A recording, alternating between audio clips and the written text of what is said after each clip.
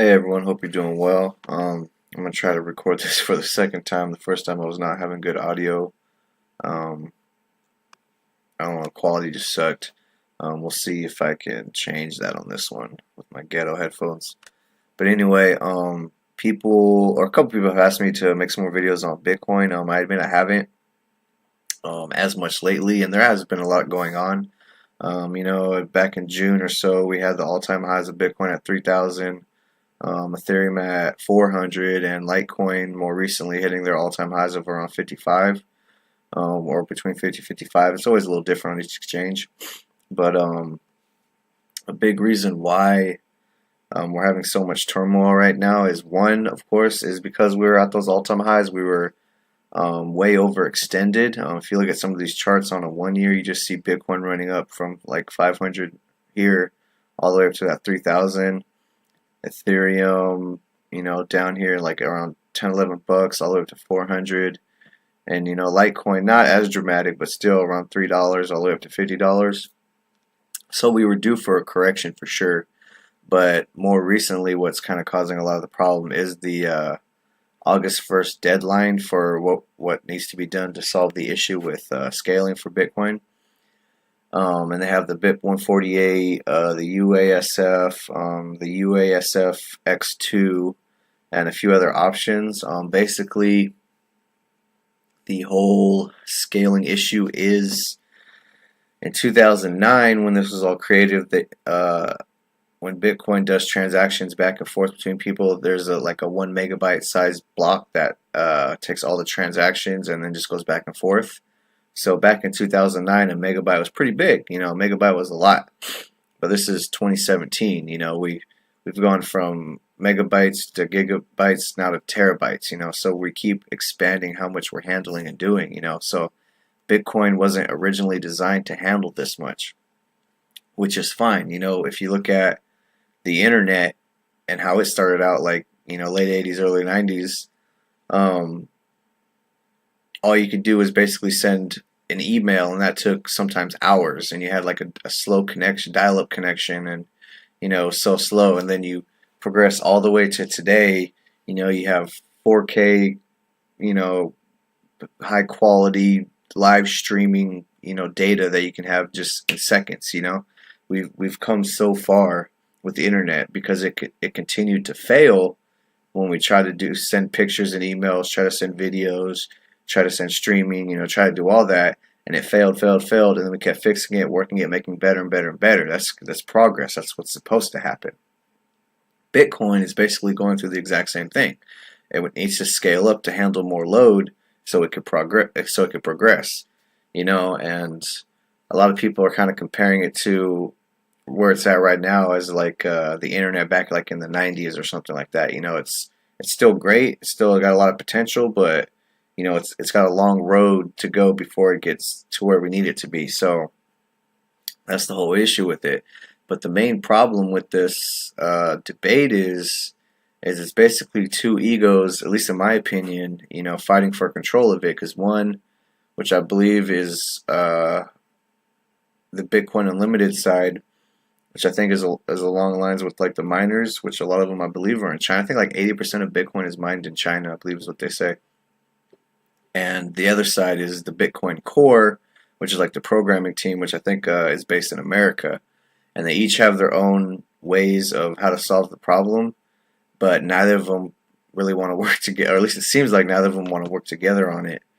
So, it's just grown folks, just taking a great thing and fighting for control over it, not working together to expand it. But anyways, the whole basis of it isn't the product itself is failing in the sense that it's breaking down, not working. It's just getting slower and slower and slower. It used to be like a little, jackrabbit running across the desert. Now it's a little slow turtle like trying to cross the road and not get run over, and we're trying to speed things up. We're trying to make it better. But when you have two opposing sides, going against each other, it's making it into this whole scare tactic kind of thing where we're getting all this negative sentiment in the market. And you have price dropping, and it's not, like I said, just because we were in this overextended kind of bubble. We were having a good correction, which we need a correction. Obviously, we we want prices to pull back because it gives investors, at least like myself, a better opportunity to buy in at cheaper prices. But until this whole August 1st thing, happens, it keeps going down, down, and down. And you can see Bitcoin close to 2,000 right now, and Ethereum under 200. And I admit, like, the first bit of Ethereum I bought was like around $40. So when it ran up to 400, I got like 1,000% increase. So I'm not complaining, but I don't want to see people get in the way of progress of what this technology is and kind of fighting over how it's going to be done. I just need them to work together and solve it. But when you look at the coinmarketcap.com, which is up here, you'll see that the total market cap for all cryptos is about 78 billion, and Bitcoin dominance is still under 50%. I still want to continue to see that going down because I don't want to see every time Bitcoin have a hiccup, it takes the whole market down. Because if you look at just all the red on the right here by these charts, just like red, red, red, red, red, red, red, red, red for days, just because August 1st getting closer and closer and people getting more and more worried. But Bitcoin, still got the biggest market cap, of course. It's the granddaddy of them all. It's at 36 billion. Ethereum at 18 billion. The Ripple at 7. Litecoin, I think, more recently jumped up. I think it was like 5 or 6. But once Charlie Lee, who created Litecoin, he was working with Coinbase, but I guess he left Coinbase to go work on Litecoin. I think that gave Litecoin a little bit of a push, because although Bitcoin is good because there is no Charlie Lee in a sense as the creator, just like for Ethereum has Vitalik. Bitcoin has the pseudonym, the Satoshi Nakamoto guy or woman or group, whatever it is. That has its allure because no one can control it, but even though people still control it because they're causing all these problems basically. But then it's good to be able to have somebody behind a product that knows it well and does it well. And Charlie Lee, since he created Litecoin, now going back to it, so I think that'll give it a better boost. I've pretty much, because I use, so kind of like off topic, but I use my Shift card. So I spend my cryptocurrencies. I spend my Bitcoin, my Litecoin, and my Ethereum. And when Litecoin hit like 55 or something like that, I was spending money on it.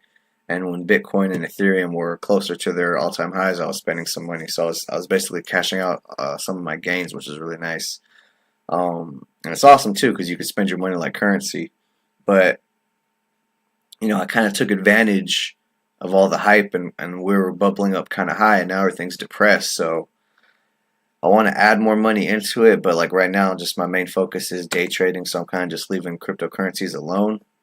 But if you go to CoinDesk.com here, this is like where it's at least in my opinion, of where you get a lot of news articles, and a lot of it is going to be talking about the Bitcoin scaling watch. So it's going to just be over and over, this debate going back and forth, which is better, what's going to happen, what's the outcome going to be, because like it's never been done before.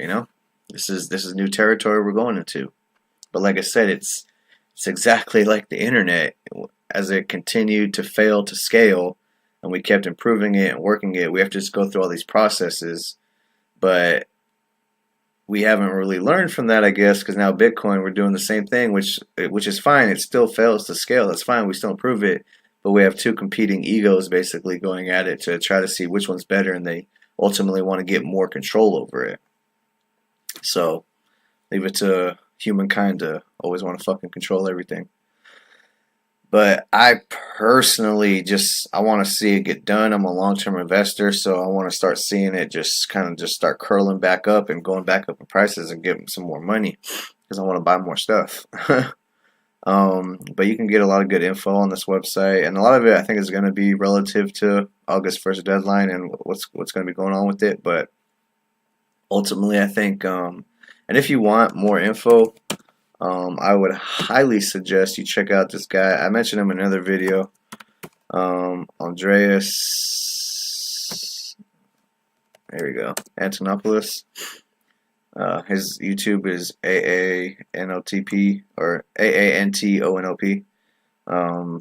This dude, like, they pay this dude to go around the world and basically talk about Bitcoin, and he lives his life on Bitcoin. So he knows what he's doing. He's been a programmer for a long time, and he's kind of like I don't want to say the guru, but He's definitely somebody to watch if you want to learn more about it for one. If you want to invest long term, he would definitely help you reinforce good reasons why Bitcoin's a good investment.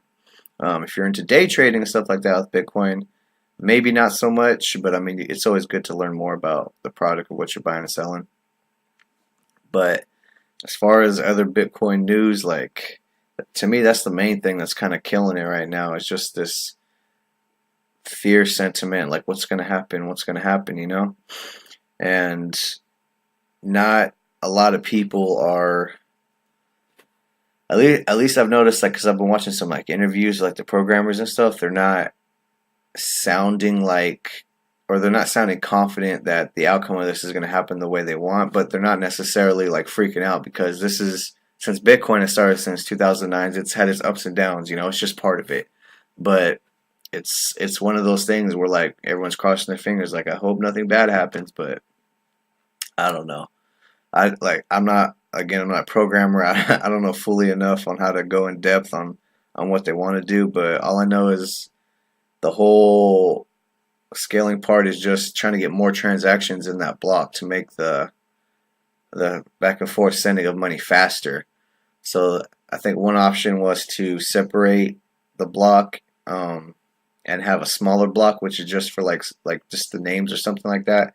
And then the bigger block here is all the transactions, and then they just trade together.